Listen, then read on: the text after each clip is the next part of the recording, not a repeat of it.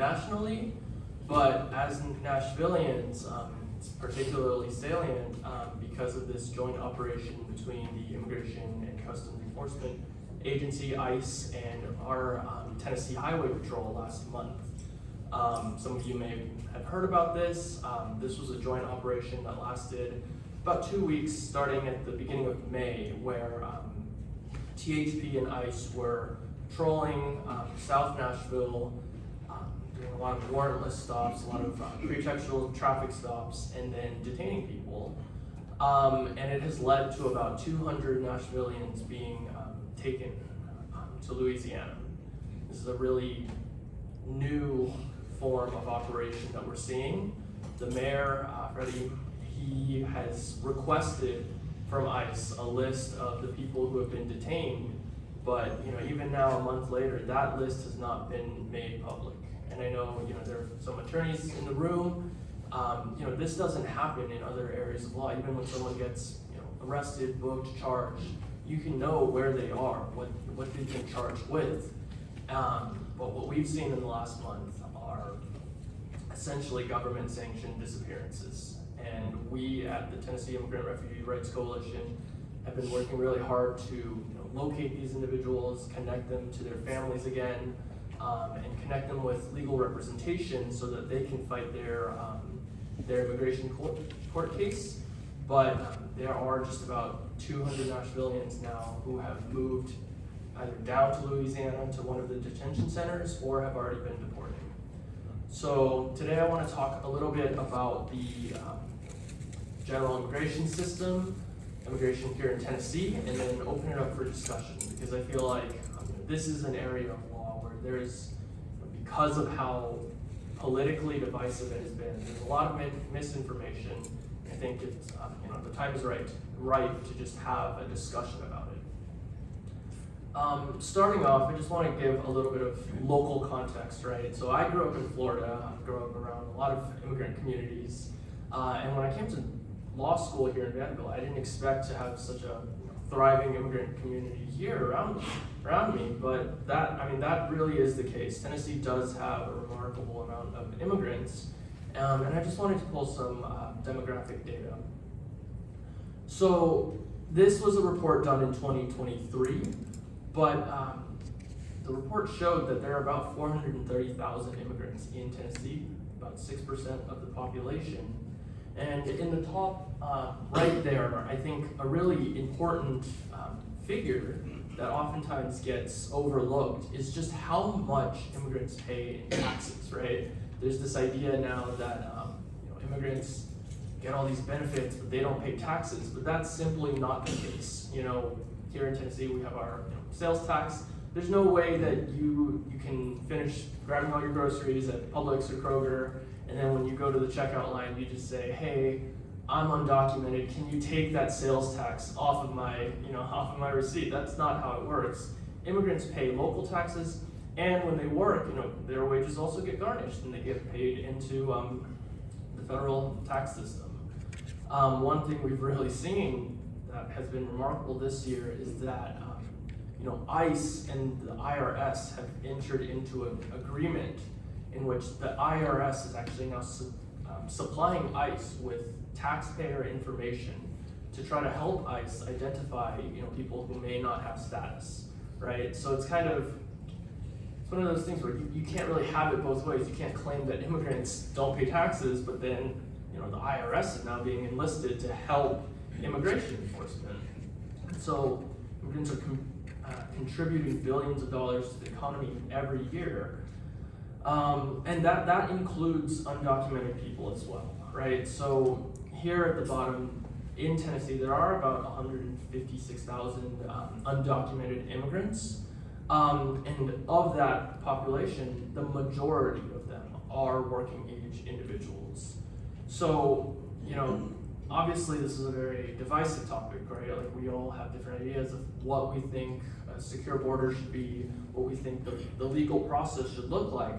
But the reality on the ground is, regardless of how people are getting here, when they get here, they're working, they're trying to contribute to their economy, they're trying to support their family, they're having kids, their kids are going to school, and those kids are going to, they are Americans, they grow up here, they have the same values as any other kid. And so, yeah, even within undocumented households, they are paying taxes and they are contributing to this state.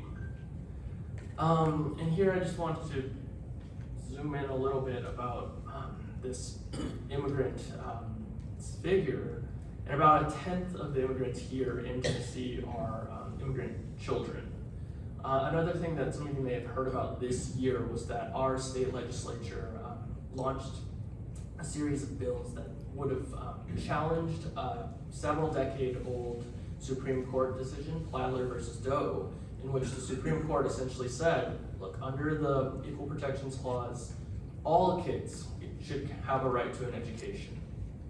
It was, it's been the law of the land since 1984, I believe, 1982, but our legislature introduced a series of bills that essentially would have allowed schools to discriminate and exclude these undocumented kids.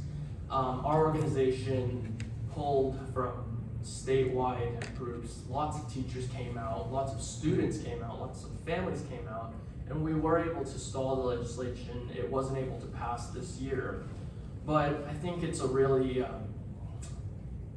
it's a sign of the times, right? The fact that these are just kids trying to get an education, trying to go to school.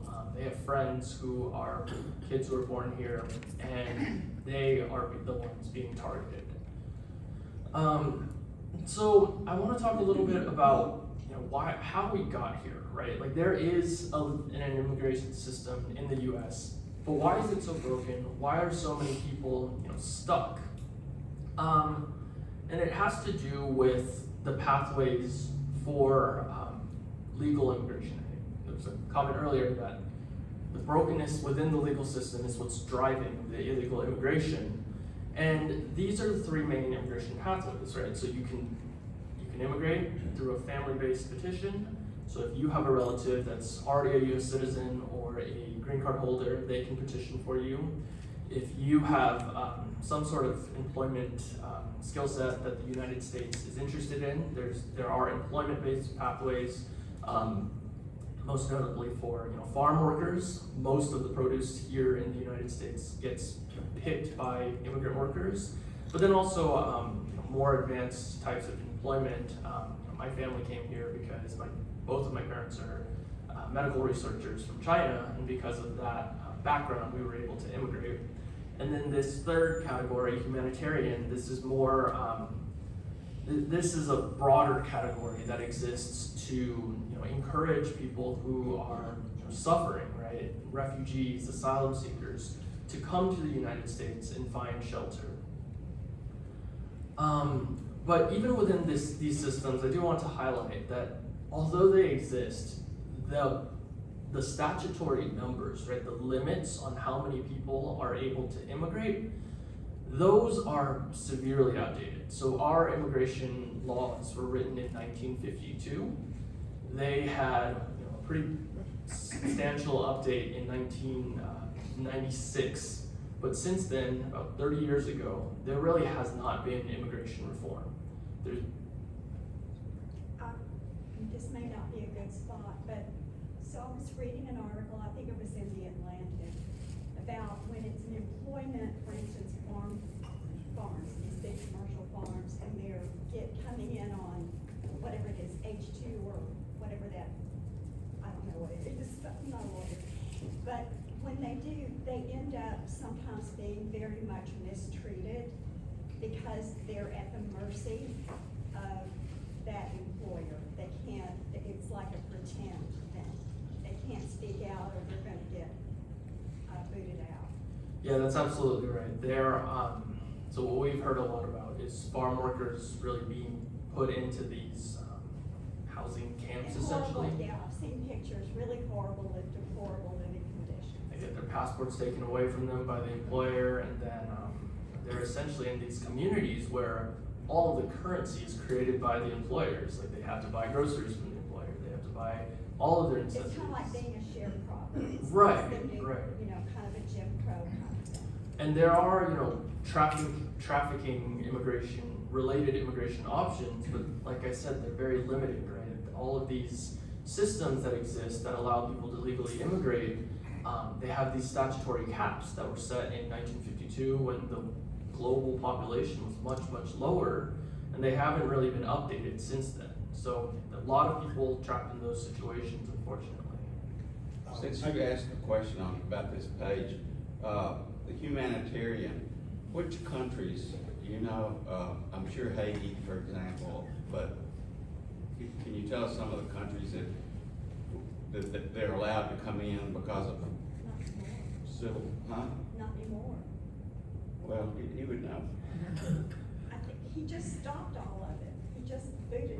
Right, so, hey, there are a few countries. Basically, the US designates certain countries where there are humanitarian crises. And for people who are, within the US, regardless of how they got here, there is a form of protection called temporary protected status. And it's something that allows people to, legally stay in the US for periods of 18 months. They have to keep renewing it, but generally that's for people who are from war-torn countries or countries who have been hit by natural disasters. Haiti is one of them. Venezuela was designated. Afghanistan was designated. Sudan. Sudan. But that is something that is changing, right? So that TPS status is going away for a lot of countries. This administration is choosing to, not redesignate them. But the thing is, even for people from those countries, a lot of the times, there's not a way to legally get here. So even though the US may recognize that, for the people who are here, we think it would be dangerous for you to return, and so we're gonna give you this temporary protected status. There really haven't been too many legal pathways for them to actually get here. Under the Biden administration, there were a series of programs for Cuba, Nicaragua, Haiti, and Venezuela that allowed people here to petition for loved ones back home to allow them to legally come here. But that has been one of the most drastic changes within this administration.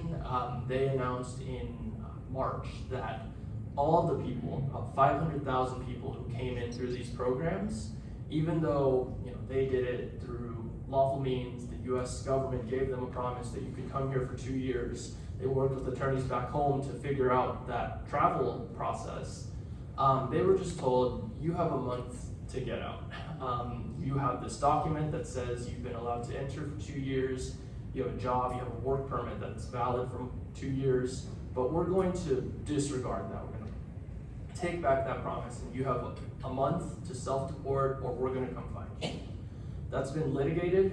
There's a pause on it, but just last week, the Supreme Court ruled that it was permissible for the Trump administration to go ahead and start deporting this group of people. So it is very dire right now, and as mentioned, there was a new travel ban enacted yesterday. So employment has been described as being captive to whoever brought you here, and you have to work for them. I want to mention that I am an immigrant from El Salvador, and I was subject to that when I was hired by somebody here, and I could only work for that person. I was subject to whatever limits. But I am incredibly grateful for that opportunity that was given to me. Without that employment opportunity, I would not be a proud citizen of the United States today. And I am just grateful that the employment opportunity exists, because the situation here was a lot better than back home. And I knew that when I made that decision. And I think everybody who comes here for employment knows that the situation here is better than whatever situation they left behind. Yeah, I think that is true, but I think it is still possible to recognize some injustice within the system, right? For my family, my dad has a PhD, he does medical research, works in neurology. He worked for minimum wage for about 10 years because the university knew that, like you said, he's beholden to them. He's brought his kid here. I grew up, I speak some Mandarin, but not fluently enough to get me into law school. And he didn't want us to lose that opportunity. And you know, we're a family of US citizens now. But, and while we are grateful for that, we can still recognize that there is still some injustice because of the way that our immigration system is set up. Don't you think it should be called injustice rather than corrections? Injustice is a pretty strong word to use for instance, like he said or I say. Injustice means something, it's just lack of justice, lack of fairness, where. I think there is a lack of fairness because even though you're being granted that opportunity, there is a lack of fairness because you're not being treated the same way that someone with your level of qualifications who isn't in that situation would be treated. Well, I'd say this also, from 1984 to 1991, I worked for $3.35 an hour, 60 hours a week with no overtime. As a student, and I stayed at that job because I knew it would get better.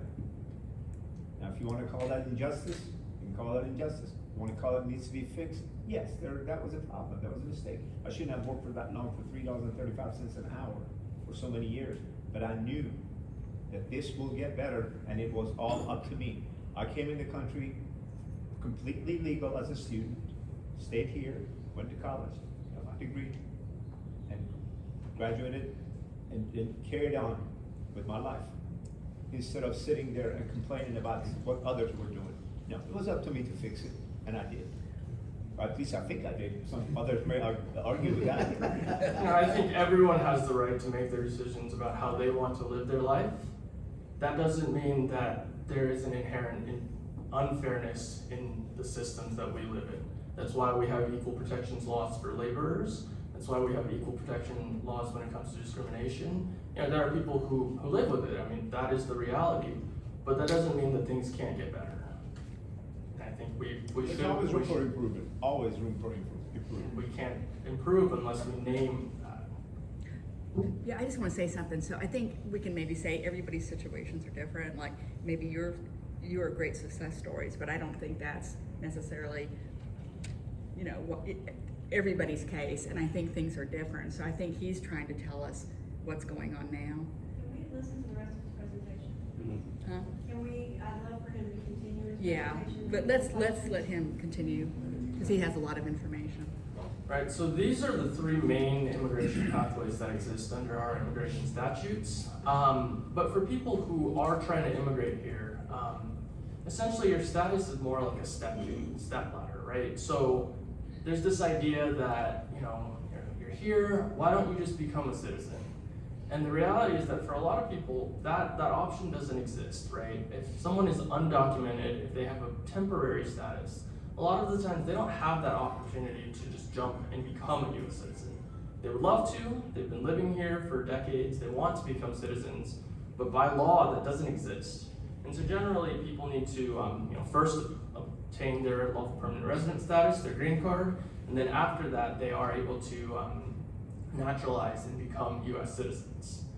And this status, this stairwell, essentially, as you go further up, the more protections you get, right? So once you become a U.S. citizen, you essentially have all of the rights as a natural born citizen. I mean, there are a few things, you can't become president, but other than that, you can vote, you have employment opportunities, you have access to social benefits, and it really is pretty similar to just being born here.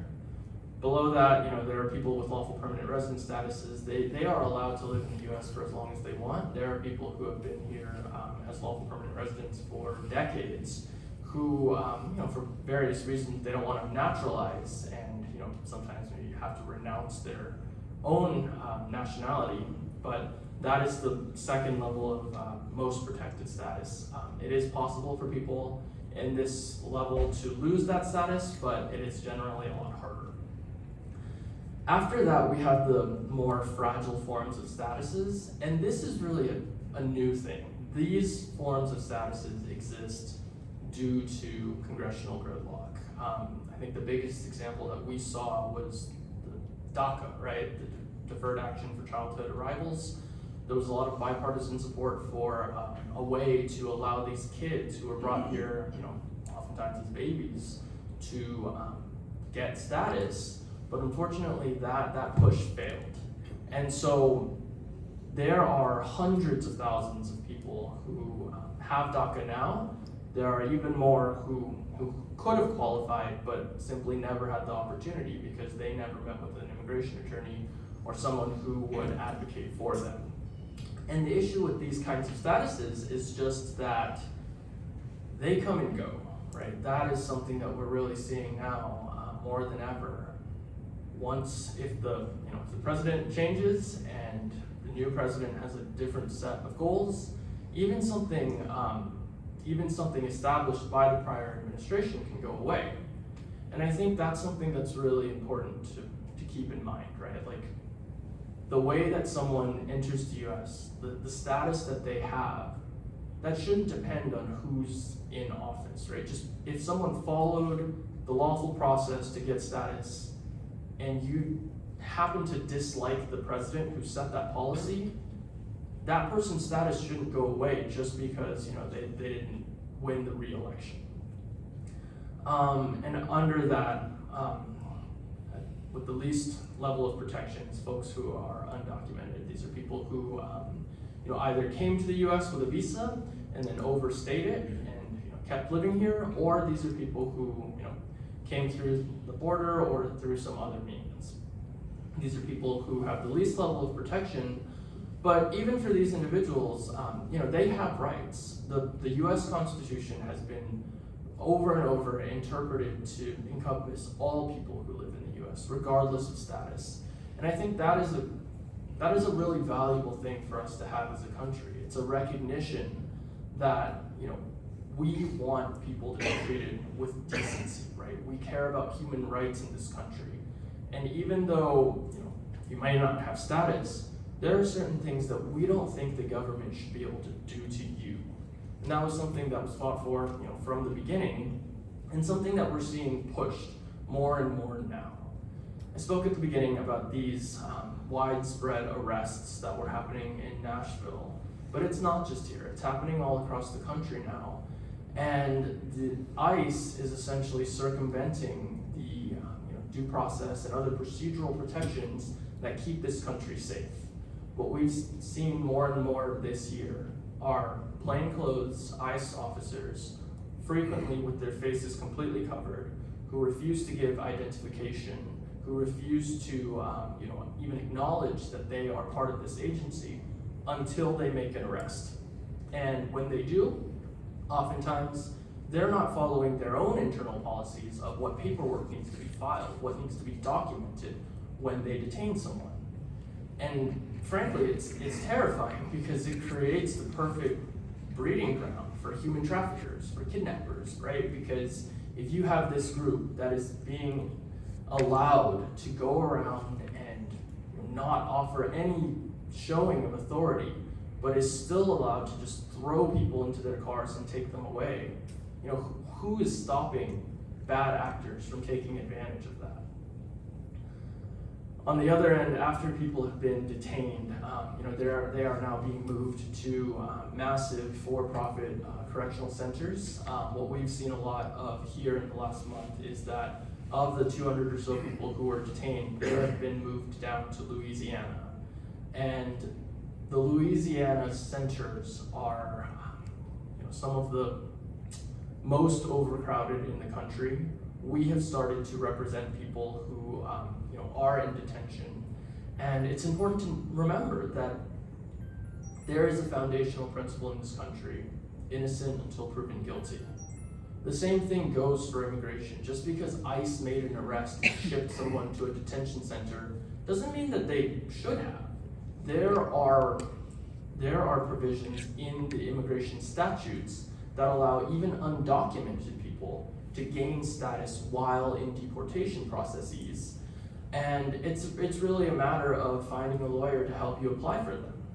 What we're seeing down in Louisiana is that people are being put into such harsh living conditions that that choice is being taken away from them. They have the right this is the whole due process argument. They have the right to an immigration court hearing, they have the right to, apply for these forms of status, but that right is being taken away from them by the reality of their living conditions.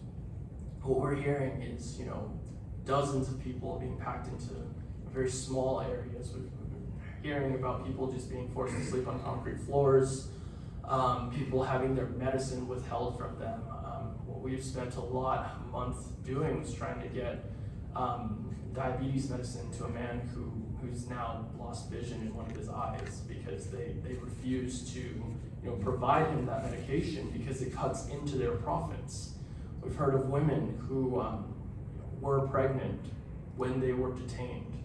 They've lost the baby because of the horrible conditions that they're being subject to. We've heard of people, getting just a handful of crackers for their meals.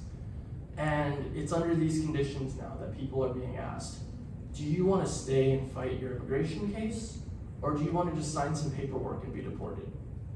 And what we're seeing more and more of now is, people are making that decision. Even though I have a family here, even though I have a right to fight my immigration court case, I can't stand being here any longer. So I'm just going to sign and I'll figure it out later. And I think that's a really scary place for us to be moving towards as a country, that we can all have our different ideas of what we want the immigration system to be, but I think that we should have some consensus on how people should be treated. And it is just getting worse and worse every day. And so, with that, I'll open it up for questions. And we'll have a lot. First hand is all back there. With all the conversation and efforts to get people in our country and stay in our country, what's being done to protect our country from people who should not be here and are coming here just to harm us? That's their only goal, is to destroy America. Yeah, I think, that is something that goes into the immigration process, right? Before someone is able to come here, there are screenings that are done on them. Background checks, you have to get your fingerprints, biometrics, they're run through like Interpol reports, things like that. There are checks in place. But I do want to say that narrative that there are people coming here to just with the aim of destroying America, that is vastly overblown. The reality is that immigrants commit less crimes than people born here. And that's not a moral judgment. That is, and that's just the reality of the fact that if they commit a crime, they're charged double for it, right? They have their criminal penalties, but then they also have immigration consequences. Of course, there are going to be some people who come here with bad intentions, but there are also people who are born here with bad intentions. And I think there's a lot of focus right now on the people, cherry picking the bad cases, but that is not the majority of the people coming. Thank you. I have two observations. The first is that habeas corpus applies to everybody, whether you're legal, not legal, criminal, or not criminal. And the actions that have been taken recently violate habeas corpus. And I believe that everyone should commit to the idea that habeas corpus is one of our foundational principles. That's my first thing.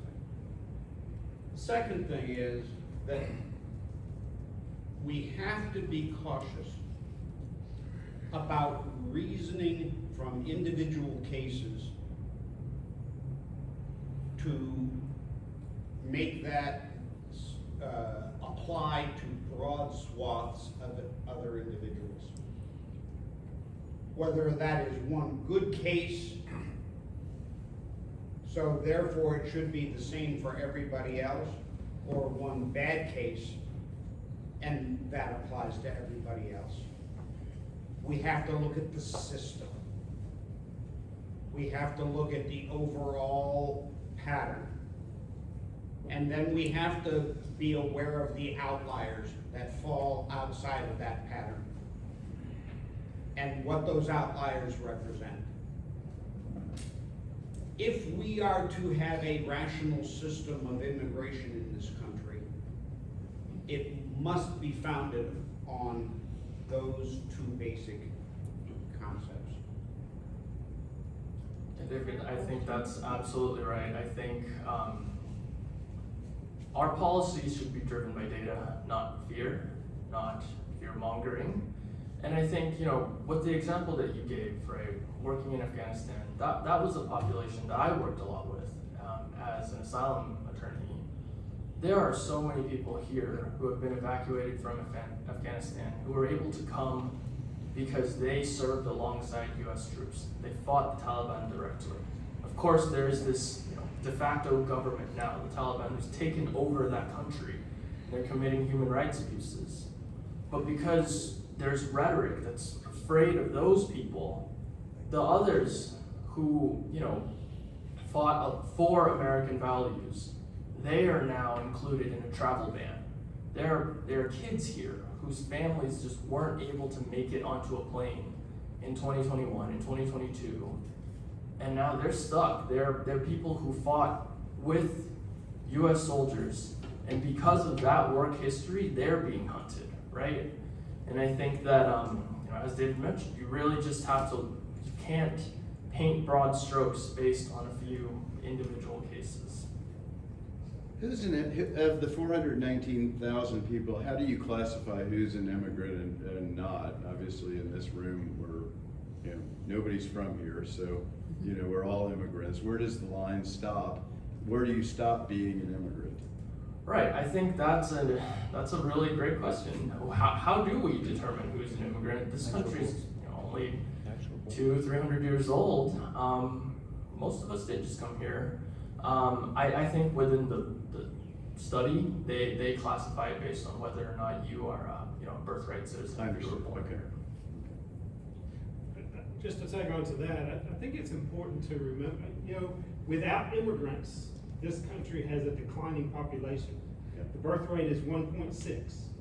So take away all the immigration, and we've got cities all around the country that are going to be like going under because they've got no people. Can't find employees. We really need to embrace immigration by fixing it instead of complaining about it. And yeah, that's my point, is that we are a nation that was built on immigrants, and we should find ways to embrace them, bring the people that want to be here and we want here. And they won't have to die trying to get here because there will be a path for them to arrive legally. Yeah, that is an incredible boon to America, right? Other countries, you know, China, Japan, a lot of European countries, they're seeing the consequences of not having robust immigration systems.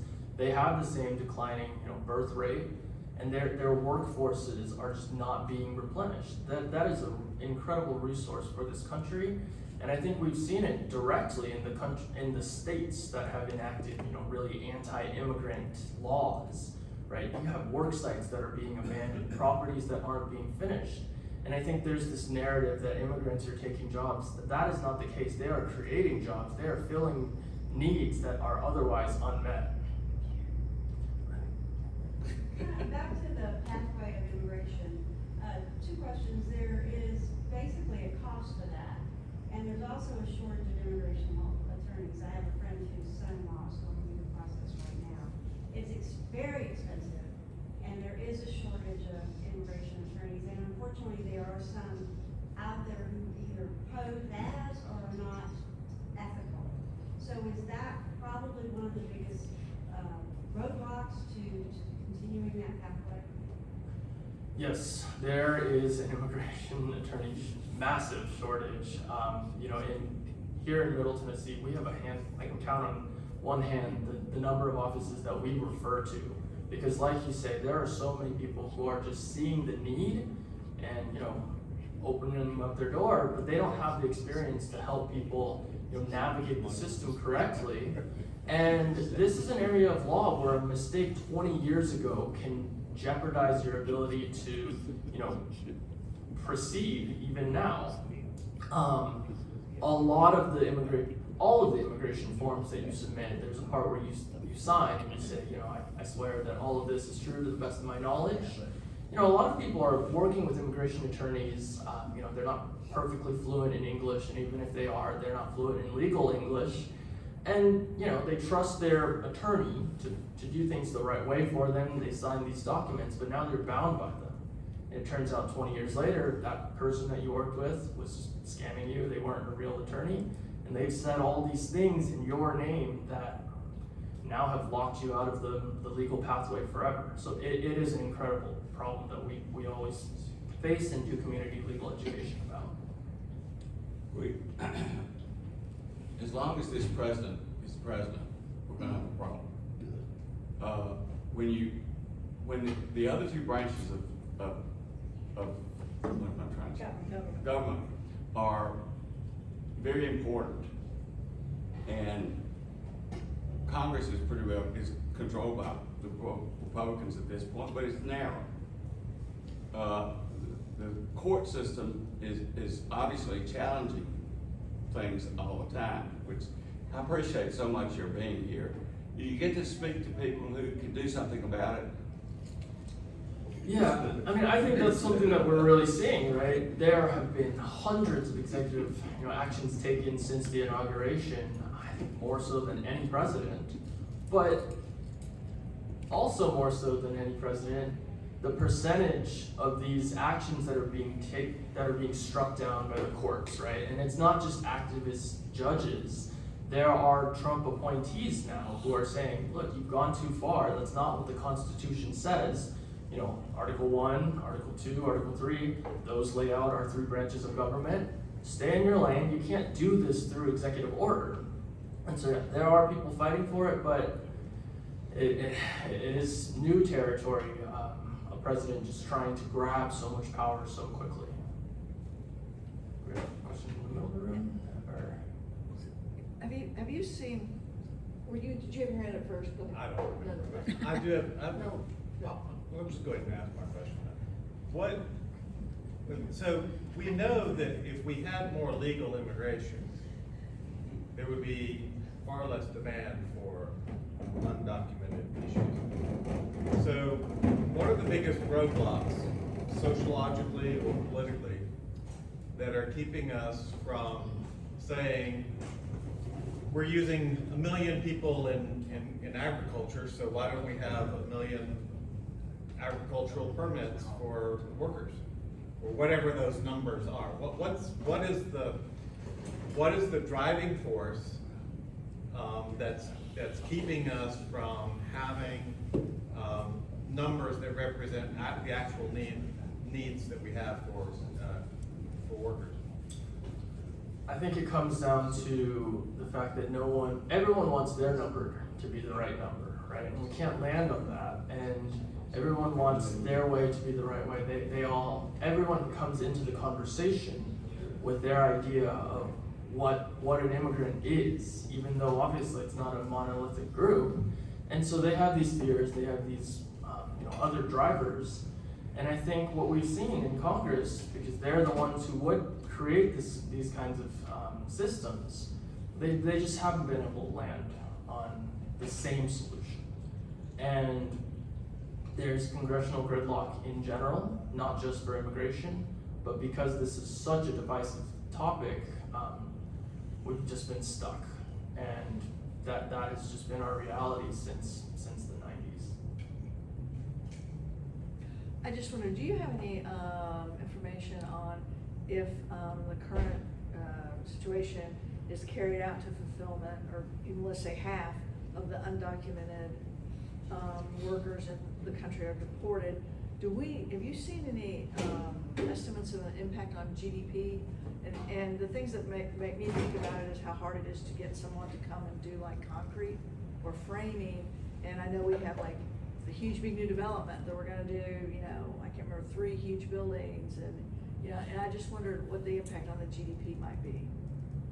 Yeah, I mean, I don't have those figures off the top of my head. People are looking into it, but what I can say from, you know, even a local level, there was a few nights in May where Broadway had to shut down, right? A lot of the restaurants, even though they're owned by people who will publicly say, you know, I don't like immigration, I don't want undocumented people here, they go around, they turn around and they hire those same people to staff their restaurants. And when there were rumors of ICE just going up and down Broadway, you know, a lot of those restaurants that, you know, bring in tourism, that help Nashville, they had to shut down. So, I mean, there is going to be an effect. It is just a matter of measuring it. Obviously, I've not heard too many positive comments, and you probably don't experience very many positive things from listening to you. So, but I know you got a tough position. So there's gotta be one or two countries that are gold standards we could learn from. Who are they? You know, I don't. It used to be America. Or are we just wallowing in our own misery? All over the rest. Yeah. For a long time, America was the country to be, right? This was the country where everyone wanted to come to. And it is true, we have, you know, compared to a lot of countries, we do have somewhat progressive immigration system. But for me, it's just a matter of taking what exists and recognizing, you know, even if it's good, it can always be better. And that's what we're building towards. Maybe a couple more questions? I know a Tennessee resident who was a good family man, family here, church man, and he was going to work and didn't come home, and the family, it was great difficult finding out he's down in Louisiana. What do you advise your clients if they get picked up by ICE, like this person I know? What do they say or do right away to try to, how do they react to that scenario, which just happens all the time? What do you advise your clients to say or do? Right, one thing that we're seeing a lot more of now, what we've heard and coming out of last month, is that there's this form that you know, essentially waives your right to due process. And pretty much everyone who was detained in that month was offered this form. It's in English, you know, and even for the people who could read it, they weren't given the time to read it. What we heard from the people who were released or the detainees we've been able to contact is that you get this form shoved in your face and they tell you very aggressively, you know, sign this and you can get out of here, or you can stay here in detention for the next 10 months and fight your case. I would say before you sign anything, try to get in contact with an attorney. Even in detention, people do have limited access to phone services, and so what we've seen is, you know, family members on the outside trying to find an attorney for the person on the inside. And you know, it's a very personal decision to make whether or not you want to stay and fight your case, even though you might have a great one, because the reality of the living situations that they're dealing with. But I think that is the most important thing to remember, is just to keep your wits about you and don't sign things without being able to know what you're signing yourself into. Thank you. Go ahead. One comment, as Rotarians, I think this issue is highly impacted by what is the truth? Will it be beneficial to all concerned? Will it build goodwill and better friendships? And is it fair? And will it be, right.